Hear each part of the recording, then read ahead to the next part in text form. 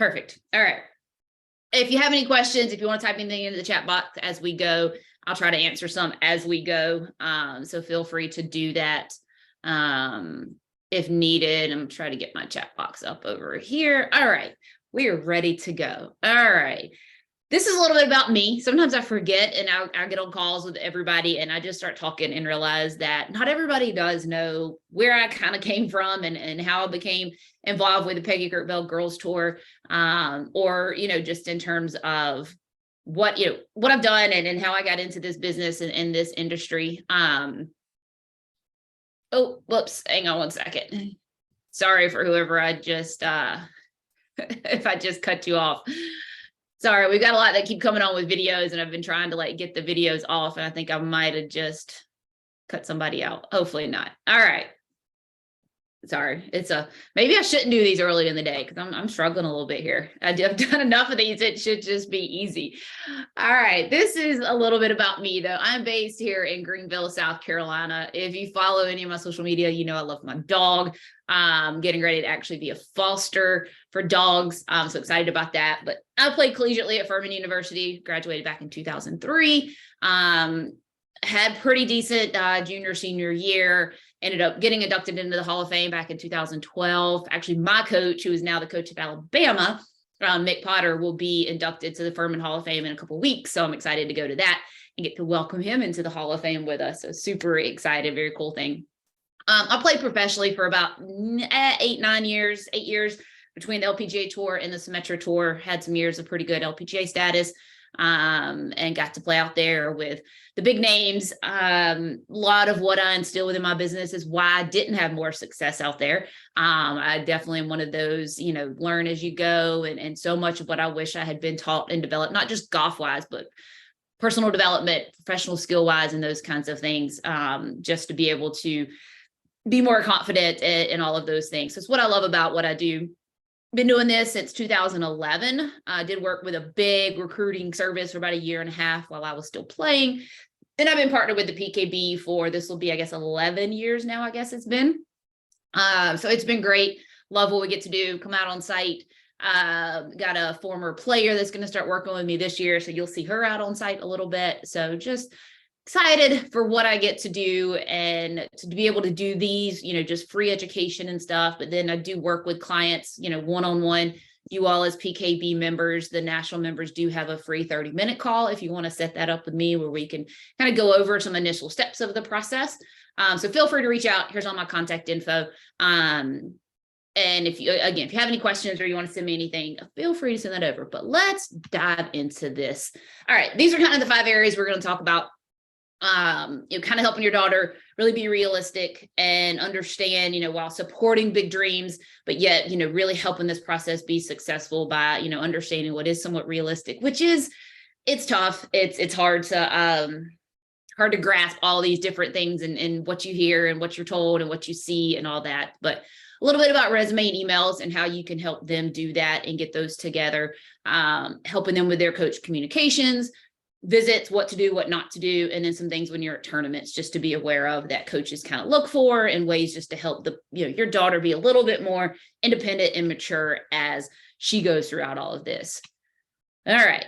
So a little bit about being realistic in this process, which it's actually a word that I've kind of grown to hate really, because it's tough. I love the college coaches. I've got great relationships with so many of them, and I'm so grateful I get to pick their brains, and they're very open and honest with me. But it is really hard sometimes because you want to push to do the research and, look at rosters, which is kind of what this talks about. Look at the rankings, look at the scores of the girls, try to compare to the first, second, and third player versus, what that fifth player is doing, or, somebody who's not playing much, especially early into the process. Because these coaches need the team to get better. And to be honest, the coaches, when the process really starts, that kind of June 15th for the current 2025 players, the June 15th coming up, 2024s, that was for June 15th last year. When that date kind of gets here, coaches are trying to go big. They're trying to get the best players they can. So they're starting out being unrealistic as well. Really, they're trying to get their kid that's going to be their number 1 or number 2 player. And of course, I would love to get 2 of those. but a lot of times it doesn't happen. And so over the course of 6 months to a year, even a year and a half that the process can take, they have to come back to what might not be as dream to them and be a little bit more realistic to maybe only get somebody that is going to maybe take their 5th player spot or compete for that 5th player. So yeah, over time you may see that, but yet initially a coach may tell you, hey, I'm looking for girls shooting 75 or lower. You go look at the roster and you're like, only one girl on the team is shooting that. Well, of course they're trying to do that. They're trying to weed out somebody who's totally out of the realm. And of course, yes, as time goes on, things change.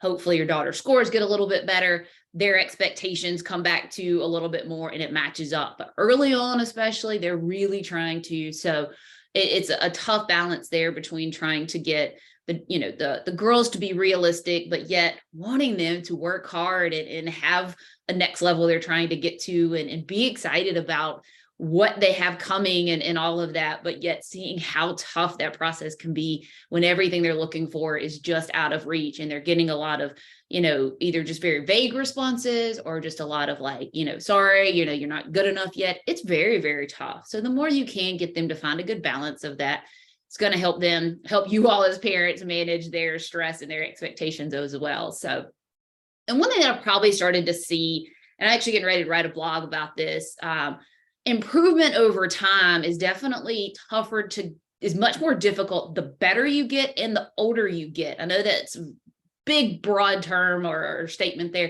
but it's really something you started to see. It, to go from being 90 to 80 or 90 to 78 or 100 to 78 is not that tough. I mean, it's tough, but it can happen in a shorter time period with a little less just really true work. But a lot of people, as you start getting to those next stages, and especially as that becomes older, the harder it is to do and the harder you see those big jumps happen. And I think that's another big thing, that you just expect to just keep getting so much better. And those little increments for most players are just so much smaller. And coaches know that. They know, especially as you start going through these different transitions into college golf, that it's tougher, it's harder. And so trying to continue to get better in shorter time periods becomes more difficult than when you were 11, 12, 13, 14, and things just seem different. Again, look out for a blog that I'm working on and going to talk to some of the coaches as well about that. But that is something you do see a little bit be tougher. You talk about these late bloomers, but it really is tough to make those jumps the better you get, and it takes just a totally different part of the game. And I feel like sometimes the older you are when you're trying to do those, it's a little bit tougher actually than when you're younger and you're just kind of free and fresh and everything's just kind of different. So definitely a big thing here is, while yes, it is awesome to get to play D1 golf. I know I get a lot of questionnaires that come in, and that is obviously the girl's goal is, I want to play D1. And one of the first things I want to say is, what is it that makes you want to play quote unquote D1? Because there's so many variables within what D1 looks like. Not all D1 programs are fully funded scholarship wise. There's probably 20 to maybe even 30% of your D1 schools out there that may only have no scholarship, one scholarship. So when you're looking at that from a financial perspective, that's really throwing a whole thing into it. Some of your lower ranked D1 programs don't have the support. Again, they're not being funded by the school for the scholarship. So a lot of times they're not being funded in terms of facilities, or the coach isn't maybe necessarily really all in or have a lot of experience, or, they kind of know, yeah, we're probably never going to win conference and go to regional. So we just kind of do what we do. And for some girls, that's okay. They want a little more laid back, less intense atmosphere. So actually a smaller or a lower D1 program might actually be better for them. But then I get some who don't think a high level D2 or D3 program is considered kind of good enough, when in fact, those have some great coaches, some great support from the administration and the athletic department and facilities and so many things. So certainly got to look outside the box of just what D1 means when it comes down to it, and what those reasons are for it, and just helping your daughter kind of figure out, why is it that the D1 name is so important if it doesn't necessarily match up to what your actual goals are. Because again, you can definitely find great programs. And a lot of girls are really looking at the academic piece and trying to match that up. Doesn't always happen if you get into the lower end of some of your D1 programs. And when you do, again, you start looking a lot of times at lower funded golf programs. So just something to keep in mind. So certainly support her dreams, wanting to get better, wanting to just work hard. Like I said, I love that. I had those from a very early age. When I was 8 or 9, I said I wanted to play professional golf. And then when I was maybe 11 or 12, I went to a LPGA girls golf clinic and met Dottie Pepper and Betsy King and Beth Daniel, and said, I want to go to Furman. And that's how I want to go on to play professional golf. And it was not always easy. Very fortunate I got to do it, but so support those dreams, but really kind of focus in on bringing it back to the present, back to the process of what's going on. What can you be doing to help her get there in a little more realistic perspective? Find the best fit for her, not, and again, I think sometimes too, we talk too much maybe about, let the kids do what they want. This is their decision. This is their future. And it is. But if my parents had just let me do what I wanted to do when I was 16, 17 years old without some guidance of what they thought it should be, it is still a point where they are still young and they can't, maturity wise, see things down the road for what might be better for them. So I am definitely a big supporter of letting, the parents need to have a say and have some influence on what that looks like, but trying to make sure it still does center around what's the best fit for her goals, her reasons. So many of those factors with some guidance there for why something else may seem to be a little bit better, and trying to, even if it takes finding, just sometimes what I'm here to do, finding somebody else that maybe can help her understand why that might make the most sense. And just keep an open mind through it all. Again, understanding that the D1 schools are not always everything that you imagine they are just because they have that D1 title to it. So really keep an open mind. Keep in mind, I know sometimes the financial piece gets a little scary when you first look at things, but knowing that some D3 programs, even if you don't get golf scholarships, some of those still actually have really good funding. Again, a lot of your D1s don't have the funding. So you really have to keep an open mind and dive into the process and try to find some of this stuff out without getting too caught up in what you may have assumed was going to be the case. Let's talk a little bit about getting those resumes and emails together. So creating a resume. So there's some great services out there. I actually talked to a guy last week that does, I think it's Play College Golf Net or .net or something that is just a resume platform, not a recruiting service. And that was kind of his thing.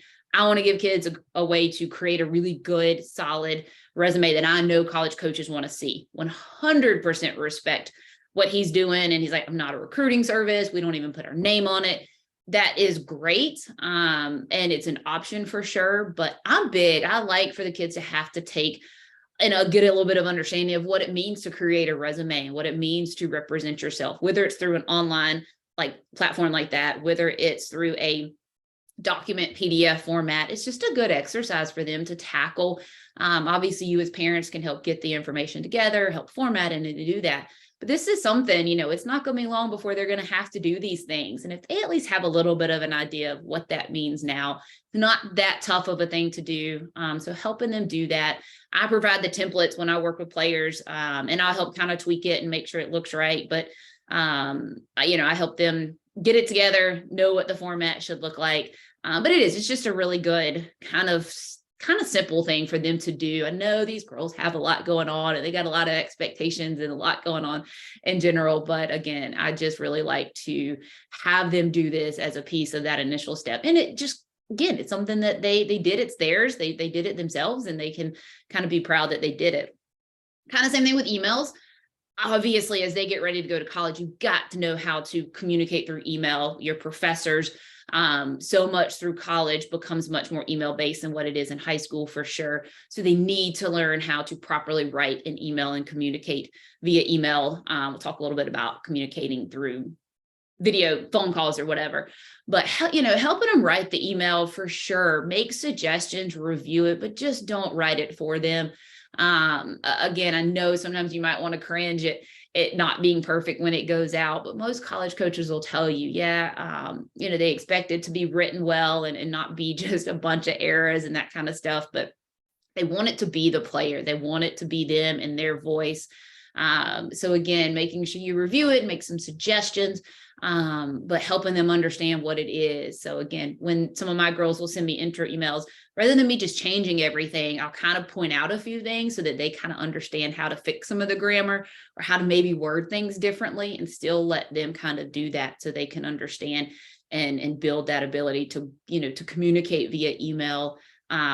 Because it is definitely something, again, in college you have to do, and be able to do that with your professors when you're traveling and communicating with them about things. So just something really good. So again, help them with it, but just let them write it, and definitely don't write it for them or ever write on behalf of them. I tell you, all coaches will tell you the first biggest red flag, that one of the top red flags, is if they ever get an initial email that comes from a parent versus the player. One of the biggest red flags they'll always tell you is when it's the parent sending the email, even if whether it's on behalf of the player or just as the parent themselves. So, all right, let's talk a little bit about actual coach communications, starting out with phone calls.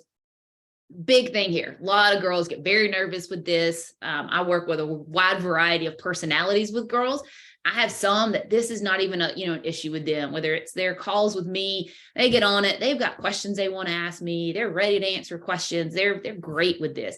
And I get the other end where it's tough. And they struggle. They get very nervous about the phone calls.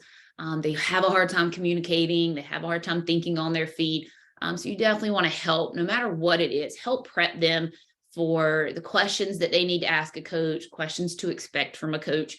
That is kind of broad, because yes, there is, I've got my toolbox that I use with all of my players and clients is goes through some of these questions, gives them options for questions that they may need to ask the coach, or questions that a coach is going to ask them, and go ahead and be prepared. I do a exercise with them where they all have to give me their answers for the questions that a coach may ask them. And we talk through it, because again, it's about not telling them the right answer to say, but what fits them, and making sure they can articulate that well enough so that they don't just get stuck and look back and realize that they answered it, totally wrong, or not what they meant, or, they just never really got out what they were trying to say. And the more practice they get with this, the better they're going to get. So pushing them to communicate with more adults and how to speak. Did a handshake assignment with all of my girls where they had to do 5 handshakes with people over a course of time, and ask them for their feedback on how their handshake and eye contact was. And this was definitely a big eye opener. Some of the girls realized that they shook hands too hard and were a little too aggressive with their handshake. Some realized they needed to do better with eye contact, or to smile a little bit more. So getting them to do that. The Toastmasters thing, I think I've got one of my dads that has one of my girls that has her doing that just to help her get ready for visits. I think she struggled on her first visit. So he's got her taking that class. So things like that. It's a lot of what we work with when I work with the players too, as well. But just getting them to communicate better, pushing them to do it, putting them in settings where they have to do these things a little bit more will help tremendously. It is a big, big thing these college coaches talk about with picking one player over another, or why I want to impress them. So much comes down to this communication, how you are able to talk, not just in this formal setting of answering questions just so perfect, but just being able to be personable and comfortable enough with yourself that it becomes a conversation, and just kind of this, staying in touch with the coaches. It becomes more of a natural thing, and it's not just so like interview process. You just learn how to be comfortable talking to the coaches, and you develop this rapport with them that allows you to develop a relationship that then turns into them, feeling like they're connected with you and want you on the team, even if maybe scores aren't exactly what looks right on paper at that time. So some really important things you can help with on the phone call, coach communication side of things. And then the visits. Visits are a whole process in itself, especially now that we've got a difference between a bigger difference and misunderstanding of official versus unofficial, and when to take what. Kind of going through this with one of my families right now, and they're trying to figure out why do coaches want to, ask about, should this be an official or not? That's become a whole process in itself. But we're gonna talk a little bit about kind of what is okay as you as parents when you're on visits to do, and then what's maybe not so okay. The thing is, coaches do want to get to know you as parents. Most of them do. Now, there's been a few coaches who flat out have said, "Hey, I treat my players like they're an employee, and I don't need to talk to the parents. They're going to be 18 years old when they get here. plenty of 18-year-olds out there getting jobs, and I treat them like they are my employee and I'm their boss. There are some, no joke, there are some coaches out there who do that. There's actually a very top ranked program that the coach kind of told me that it has a great relationship with the players, but is very separate with parents, does not allow parents to have any say in things, and very much that way. That's just kind of how he runs things. But most cases, coaches, and especially kind of in terms of who they're wanting to pick, I mean, they need to know, the apple doesn't fall far from the tree. They want to know what are they dealing with as, the players, and then you as the parents in that relationship. These have a big impact on the player in college, their transition into college, the team dynamic, because a lot of parents come out and still watch college tournaments. There is a lot of gossiping within the team and just so much that goes on. So they do want to get to know you as parents. So they need to have a little bit of involvement there. They don't necessarily need you on every call for sure, especially initially trying to let your daughter do the initial calls, but especially when you get into things with questions or concerns about finances, or potentially going on a visit that's going to require you to pay for travel. Certainly some questions and things to talk about that it's going to come more from a parent side of things than necessarily the player. And so it's okay when some of that comes up to address some of those and to kind of step in and say, hey, coach, just would love to have a conversation about this before we pay to come on a visit or before we make a decision. Those kinds of things, any coach should be willing to talk to you as a parent about, because again, it's your money, it's your daughter's future. Those types of questions for sure, especially if your daughter's really kind of led the way up to that point. They've been the one kind of in control and in the driver's seat. The coaches will respect that. Of course, you're going to have some questions. And again, they do. They need to get to know you a little bit and know, again, what they are looking at from a family as a whole. And just kind of understanding the coach's expectations, knowing, what are they expecting of your daughter?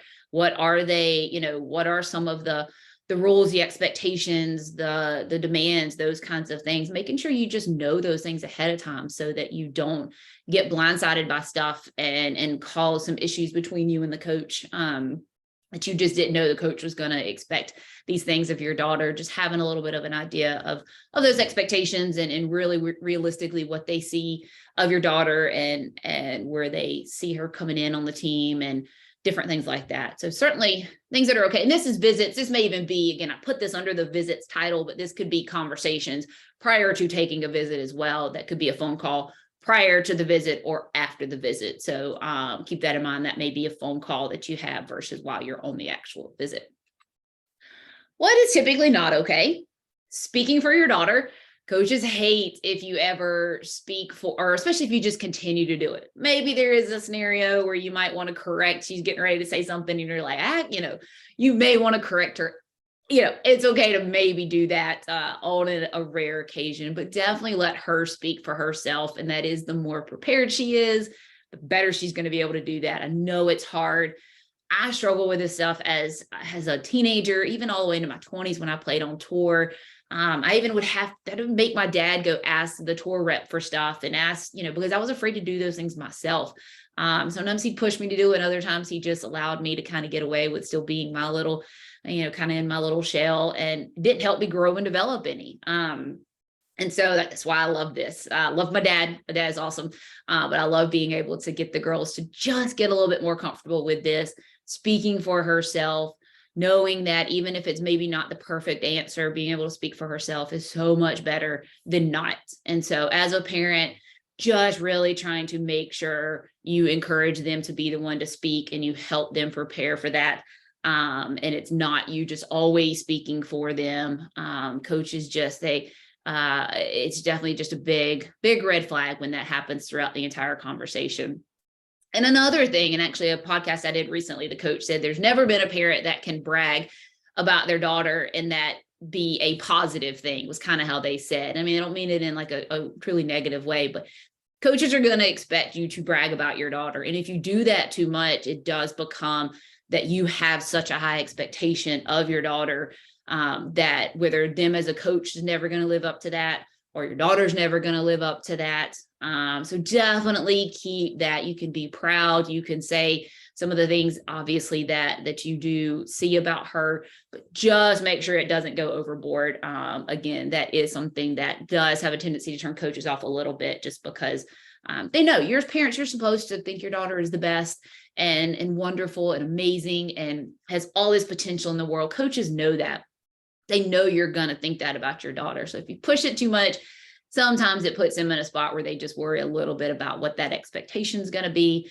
And again, how is it that your daughter really feels about, about herself versus how you feel about her? So just keep that a little more low key, if at all possible. I know that's hard.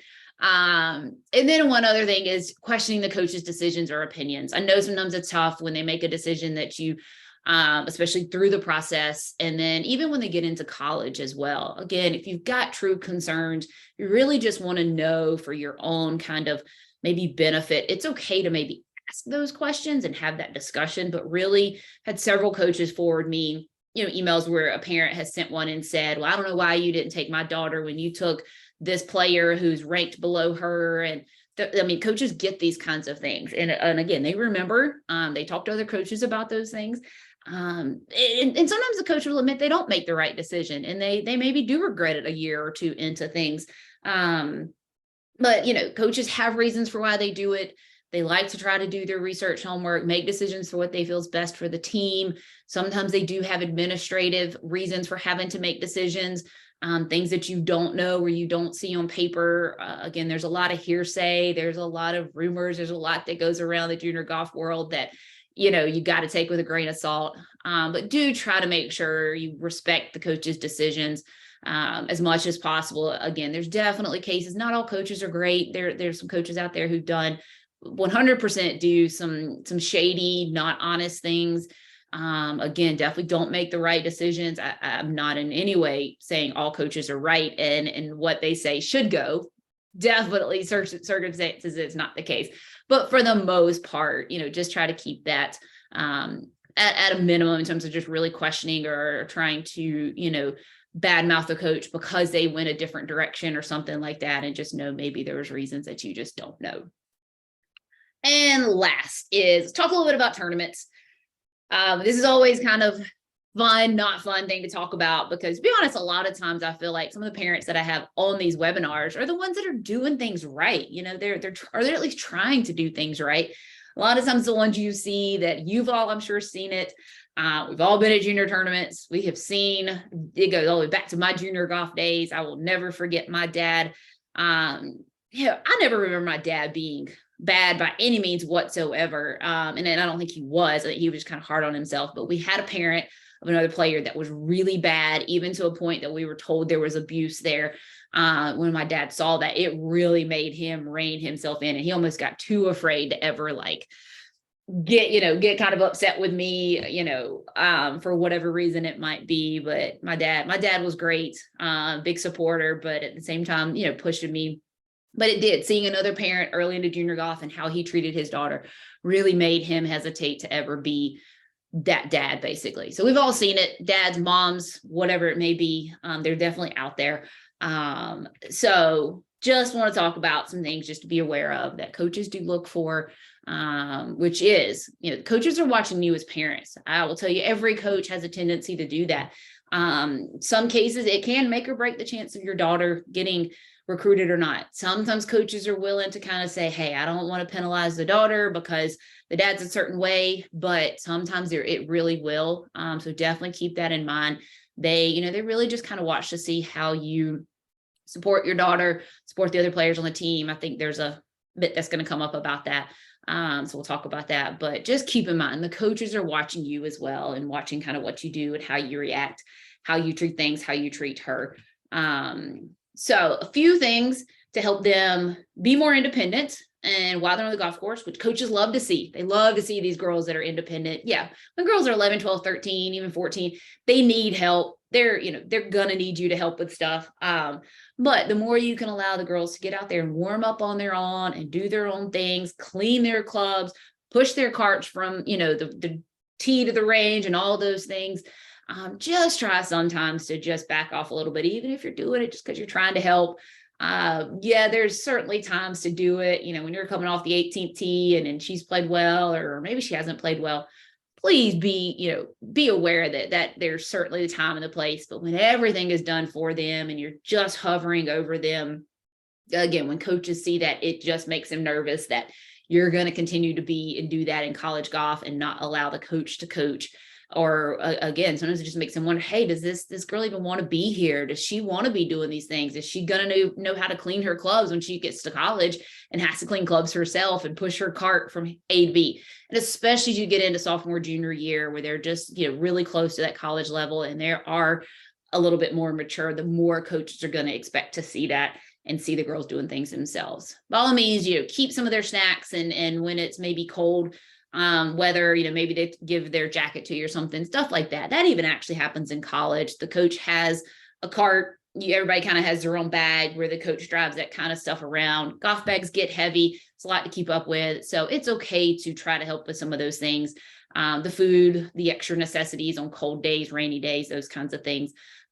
For sure, don't, just leave them out there to stand in the pouring rain trying to eat their snacks. By all means do that. But again, just trying to slowly put some things in their hands, make them be the ones to pack their snacks ahead of times and make sure that they've got what they need snack wise, and decide those things, and make sure, rather than always telling them what they need to have, try to let them maybe prepare for that tournament before they go out. And then, maybe before they go, you have to remind them, hey, did you get this? Just trying again to help them have the things they need and be organized for different weather conditions, just starting to put those things in their hands a little bit. The emotional piece of things on the course, try to keep as much of the emotions to yourself, both the highs and the lows, not too high and not too low, anything in between. But sometimes even the too high, overly excited about things, you cannot imagine, especially girls at that age, how much it affects their brains for, gosh, I did this and they're super excited I did this. So if I don't do this, then they're going to be mad. Just try to keep the emotions somewhat chill and in between, so that they know no matter what they're doing, it's not going to totally change your feelings or your, demeanor or your happiness level or not. Let the girls initiate those post-round conversations. I know they're tough. I know they're hard. I know as parents, especially if you play golf, you want to talk about it. It's fresh. You want to get it out. But really try to start to let them initiate those and just kind of say, hey, I'm here if you want to talk about it. And if not, maybe wait until at least the next day or later on to say, hey, can we just go over a couple of things I saw and do it not when the emotions are high, because they're probably not going to listen. They're going to push back more. They're not going to be in a good mindset if they didn't play well and you start that conversation with them. And one thing I always say is, hey, if they've got crappy attitudes and they did some things from an attitude, disrespectful kind of behavior, I'm all about nipping that in the bud and addressing it. That is something that is within their control, something that definitely as parents, you want to instill better attitudes, better on-course habits, ways to treat the other players. So by all means, address that. But if they don't play good, that is just, something that's always hard to kind of harp on them about, because I promise you, they are trying their best to play as good as possible. And the attitude's going to suck. They're going to get down and, they are going to struggle with that. But sometimes trying to make it a little bit more about maybe how their attitude was towards it, whether it got really bad or they just need to work on that versus what their score was and how their golf was. Again, I know that's hard, especially when you see them make mistakes that you're just thinking, how did she do that? Like, that was just so dumb. I get it. I see it now. I always kind of wondered, but I definitely see it now. With the girls and some of the ones that I play with, that it's hard to kind of see that sometimes. And then always encourage and support the other players. I know that's hard sometimes. There's some girls and parents out there that are definitely harder to do that with. But you have to try to maybe separate yourself from those, but try to always encourage and support the other players and be just be a good spectator out there, not just for your daughter, but for the girls that are out there. Respect the volunteers and the staff. Takes a lot of time, a lot of energy, a lot of effort, a lot of money and everything to put these tournaments together. So just try and always encourage and support the players, the volunteers, the staff, everybody out there. Again, I know it's hard. I know it's it can be frustrating. It can be a lot of things, but just try to always do that. Uh-oh. Sorry, my computer's froze on me for a second. Oh, why it's not going to my next? There we go. All right. And this is me and my dad. We went through a lot of golf together, a lot. We actually still play some. He just had his 3rd hole-in-one this past weekend. So proud daughter moment for him, even though he's had the same hole-in-ones on the same hole. All 3 of his hole-in-ones have been on number 2 at our home golf course, which is a small little golf course in Williamston, South Carolina. But super proud of him. But my dad was there, caddied for me. We had a great caddy relationship as well. We definitely butted heads and had our moments and tears and maybe not a lot of tears. I wasn't a big crier. I was more angry when it came to stuff. But we had our ups and downs. He caddied for me my first year. I had LPGA status. He caddied for me at Q School and played well. And so he went out with me on tour my first year. And yet probably did keep me from being able to branch out a little bit more and have to get out of my shell and learn how to do things and do things on my own. I do probably look back at that, but I don't think I was ready or prepared for that yet. But it did hurt me, because I didn't get comfortable out on, initially out on tour and struggled with some things, but certainly a relationship to be treasured. I mean, my mom as well, love my mom too. She was there for a lot of stuff. She always brought the snacks and she was always the one to, she really didn't care how I played when I got off the golf course. But again, my dad and I've had a great relationship. So that parent relationship and involvement, he's actually coming with me. Both of them were coming with me for the Hall of Fame induction of my coach, because they just so much respect for him and what he did for me and my golf game and everything. So just wanted to share some of those pictures. Again, here's my contact info with stuff. I'm going to back off of the screen sharing here just to kind of wrap things up back on video. But if you need to drop any of it down, that's there. But let me bring back to me. So 1 or 2 questions. Nice Furman purple shirt. Yes, I like purple. I actually did not like purple when I first went to Furman. I just seeing some of the chat. I got a direct message about my purple shirt. And actually a lot of my business stuff is purple and then like a blue color. So somebody asked if there's a place to see a sample resume. I have it within my initial getting started stuff. That's where I have it. You can certainly go, you can Google it. Again, even a lot of your online profile sites, because again, that's a little bit of a not exclusive content necessarily, but I think Junior Golf Scoreboard, when you go to theirs, they will actually show you their sample if you use theirs, and that will actually give you an idea of kind of an outline with it. I don't know that I've ever put one out publicly as far as a full sample. I pop one up on my screen during one of the other webinars. But if you reach out or if you set up your initial 30 minutes, I can certainly share one with you through that.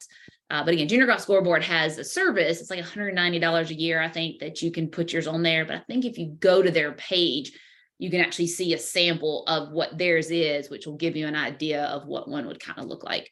I do have them. I just don't have it popped up just to look at right now.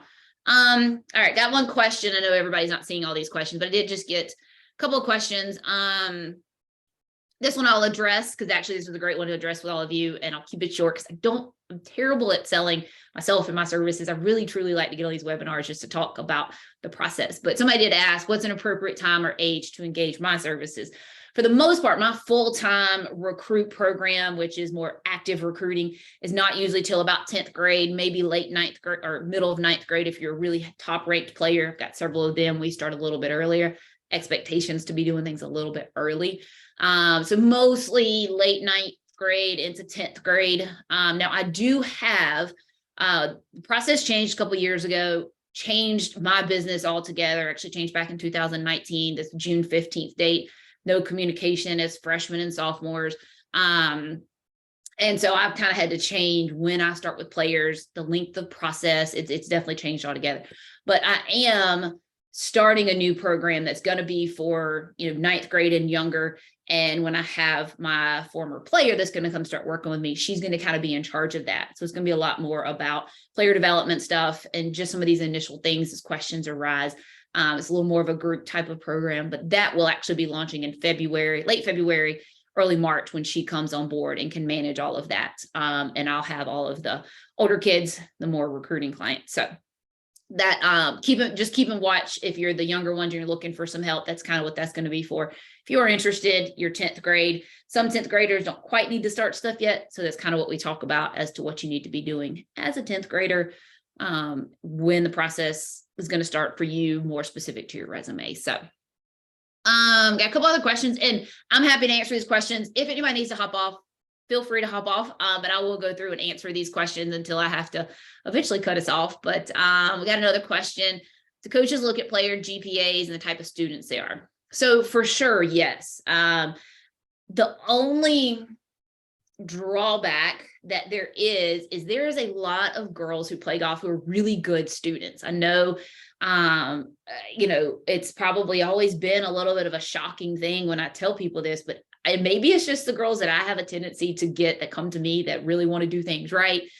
I don't know what it is, but I get a lot of girls, whether it's just initial consultations, the clients I work with, that are really good academically. I mean, above average.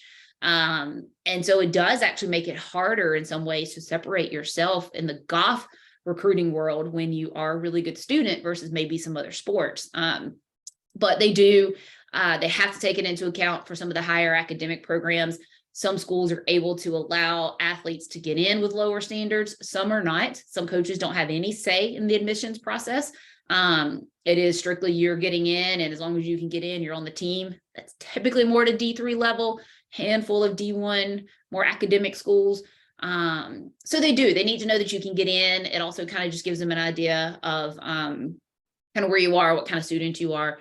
There are some cases, I know this is going to sound crazy, but where coaches will actually get a little bit concerned if not that you're too academic, but they're actually some of your top D1 programs are really good academic schools and really good golf schools. And the coaches have to make sure you can find that balance. There's some girls, it's a great thing, that are so good academically that they will tend to maybe lean towards that more over the golf. And if it is at a school that the golf expectation is to be a top program, coaches have to make sure you've got that balance. And again, I know that may sound like the coaches are, putting golf before your education, but some of those things for what your expectations are academically at those good golf programs and really good academic schools, to make sure that matches up with the coach's expectations for the golf program and your commitment there. So, all right, a couple more questions. In preparation for eventual recruiting, when does tournament selection and performance start to really matter? Definitely as you get into get into high school, 9th grade, and that is, again, that's a little more resume based, where you're shooting scores enough to start playing more only 2-day tournaments, looking more 3 days, starting to play longer distances. It's more of where your scores are than it is your age, basically, just because, again, you can't jump steps. And that's what happens. Everybody gets so focused on the recruiting side of things and what the coaches are looking for and what you're told you need to do and play from a recruiting perspective. If you're not careful, you miss your daughter's development of her game and you skip steps, allowing her to develop her game. And that is actually where you see some girls hit 77, 78 averages and never get that much better, because they're just playing distances and have never learned how to shoot low, because they went to longer distances before they really learned what it meant to shoot low scores from short tees. And they just don't know what it's like to make birdies and go low and win tournaments. So you've got to keep in mind the player development piece and the getting better at the game of golf is still the forefront of this, without getting so overwhelmed by the recruiting process and running out of time and what these coaches are looking for. It's something we've talked a lot about within all of my clients lately. Is it appropriate to assume the parent goes on the child's visit? Yes, parents, you definitely want to go on the visit. I did have a player. She actually already graduated college, and it was the school she was going on a visit to was kind of local. Her grandmother actually just dropped her off for the visit. And the coach was even a little kind of turned off, because to her, that made her think they were not taking it seriously, that she just kind of got dropped off to go visit. In her mind, she just thinks she's being very independent. She's just trying to do this herself. So yes, 99% of the time, a coach is going to expect parents to come on the visit, or at least part of it. Now, it doesn't mean you need to be there for all of it, depending on if it's an overnight visit. letting the girls go out and do their thing. But yes, typically it is at least that, especially that initial first visit. But some of it may just be the logistics of if you're flying and you maybe financially don't want to fly with her and they're going in. There are times where maybe not, but for the most part, the coaches are going to want you and expect you to be on, at least one parent to be on the visit. Again, you need to kind of know some of these things as well, but you certainly want to allow your daughter time to be by herself, potentially with the coach, players, if that time arises. All right, so this is a good one. And I'm gonna try to cover this all in one. Again, I don't think, because I think all these are coming as direct messages. You all are not seeing the chats. And you're welcome. Glad that you enjoyed the webinar. Why do some D1 schools not fully fund their scholarships? This is definitely a big question I get asked quite a bit. There's not necessarily a reason why. It's just a school's decision on how they allocate funds within the athletic department. Every time they're handing out a free scholarship, that is a student who's not paying to come there. And some just don't fund certain athletic departments just because they're typically it's more academically oriented schools. And it is, you don't know this unless I know a handful of them and know a big majority of them just from doing this as long as I have, the coaches telling me this ahead of time, just the relationships, so I've got a pretty good awareness of it. And that's why I throw out kind of 20% or so of D1 programs, maybe somewhere between 20 and 30 are somewhere below 6. That could be 0, that could be 1, that could be 4. It varies, but there's probably 20 to 30% of your D1 schools that are not fully funded. It may be a little bit more than that, but somewhere in that frame of mind or frame of reference. And again, there are some that have 0. They don't fund any of their golf scholarships. And there's some that are only 1. And it's not this public thing. There's not this forum. There's not this like data where you can go search it. It is just comes up in terms of conversation with the coach and something that does at some point need to be discussed. Most coaches will let you know that before you go on a visit, before you proceed, because otherwise it wastes their time if they know that you're not going to be able to pay that tuition or not want to. Others sometimes want to get a little farther in, maybe try to get you really liking the school to where you're willing to maybe pay the money. But again, it's how the school allocates their funds between academic money, athletic money, and just their budgets in general. And where and how they support. Furman they've always funded the women's golf program fully golf wise, but they've actually flip-flopped back and forth to where you can't combine athletic and academic. That's another thing you'll see. Some schools, you can only do either or, you can't combine. So if you get 20% athletic, but you get 40% academic, you can't in some places put those together to be 60%. In some cases, private schools are different than public schools. And even within that, they're just different as well. So D2 schools are the same way. Not all D2 schools are funded with their 5.4. They're allowed 5.4. A lot of your D2 schools are not funded with that. Probably maybe a higher percent maybe than what the D1 schools are that aren't all 5.4. Not sure on that one. I do a lot more with D1 and D3 schools. Do a lot with some D2 schools, just not across the board as much. Because for me, a lot of the girls I have want to then go look at the D3 level for the academic piece. And again, the funding, even a D3 school can actually be better. So probably haven't done as much across the board with D2 schools as I have D1 and D3 to give you a good percent. A lot of your top ranked D1s have done a lot with. Most of them are fully funded or pretty close. But as you get farther down the line and you get a lot of these D2 schools across the country, I couldn't say for sure how those are.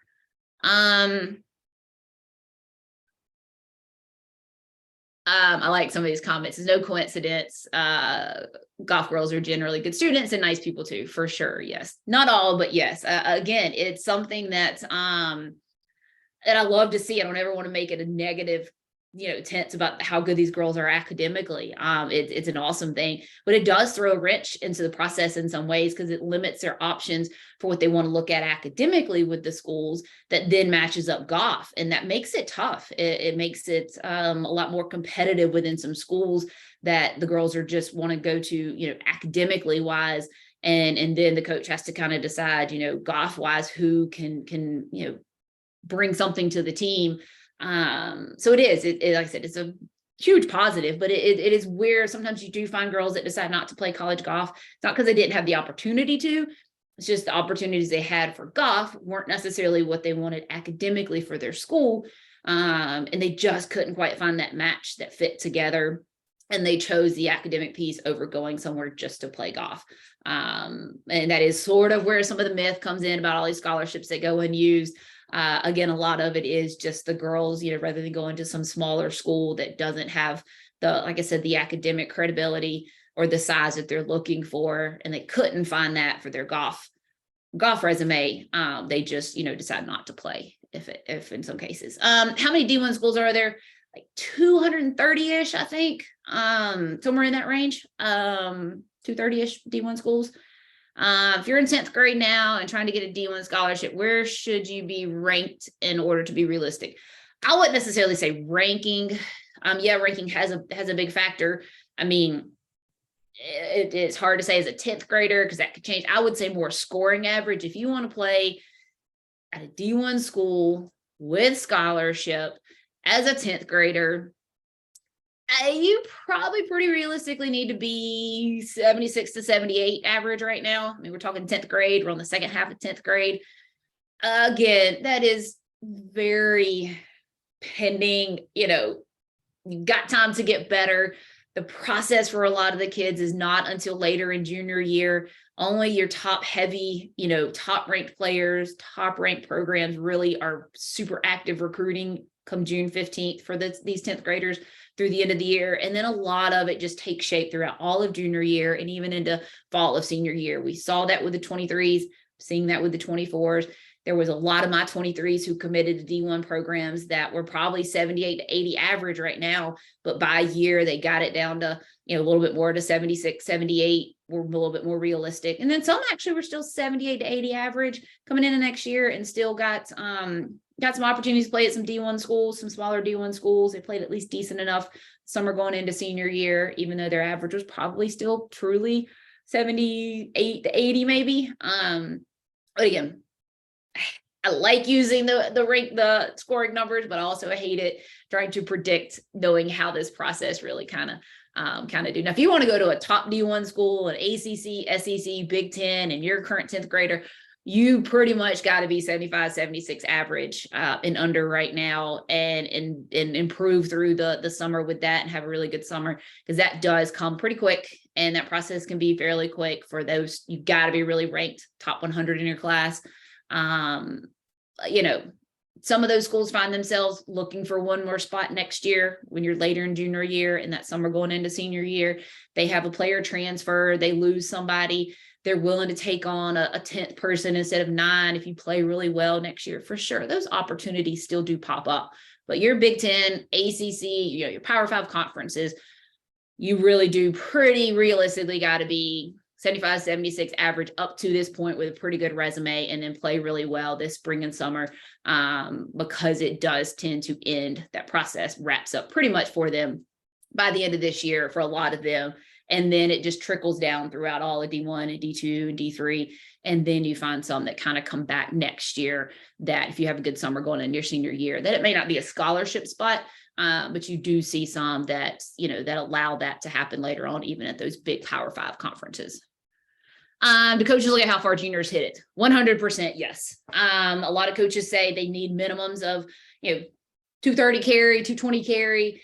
And Robert Linville, who kind of founded the PKB, has done some great research on girls that he's worked with that have gone on to different levels. I don't want to be wrong and share what he has. Might actually even be on Mike Parker's. No, it won't be on Mike's thing. See if maybe he can reshare it on his social media.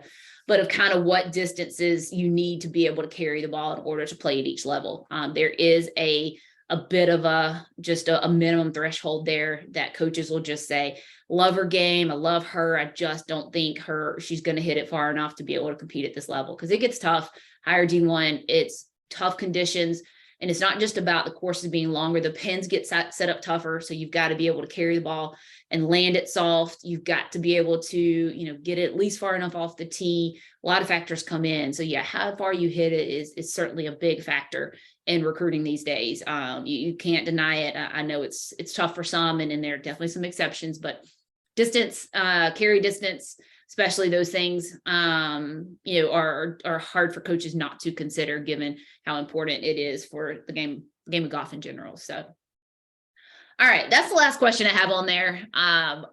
I hope I was able to answer everybody's questions, give some good insight. I know sometimes it's tough. I love doing these webinars, but sometimes it's so hard to answer the questions for what apply to everybody. And in this process, it just becomes so much more based on timing and resume and when you're where and so many factors. So hopefully, though, you're able to get some good insight and some good information. And feel free to shoot me a message if you have any feedback, or again, kind of the timing of this one, anything, shoot me a message, Instagram, email, chat box, any of that. But thanks everybody for hopping on, and enjoy the rest of your day. And I will hopefully see or talk to some of y'all soon.